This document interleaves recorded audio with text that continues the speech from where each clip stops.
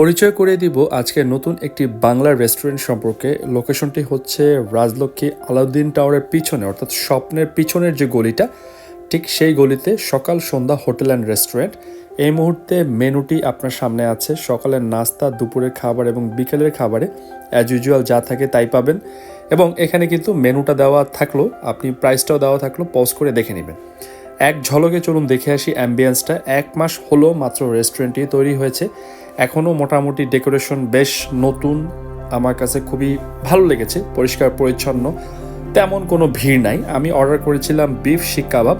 এই মুহূর্তে বিফ শিক কাবাব, সাথে তারা সালাদ দিয়েছে এবং তার সাথে আরও ছিল লাচ্ছা পরোটা, সেটাও আসবে।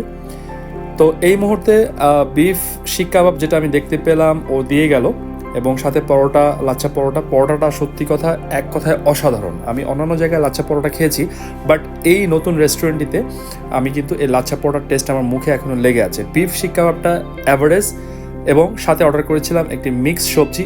এটা কিন্তু অসাধারণ একটি টেস্ট ছিল আমার কাছে।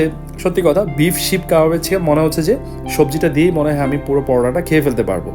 এবং পরিশেষে খেয়েছিলাম চাটাও অ্যাভারেজ ছিল। তো এই হচ্ছে মোটামুটি সদ্য গড়ে ওঠা খুব রিসেন্টলি এই রেস্টুরেন্টটি। চাইলে আপনারা কিন্তু রাজলক্ষ্মী যারা লোকাল রেস্টুরেন্টে এই ধরনের খাবার খেতে চান, কাবাব তারা কিন্তু এনে খেতে পারেন। আমার বিল আসছিল টোটাল 350 টাকা। তো সবাই আমার চ্যানেলটি সাবস্ক্রাইব করবেন। ধন্যবাদ।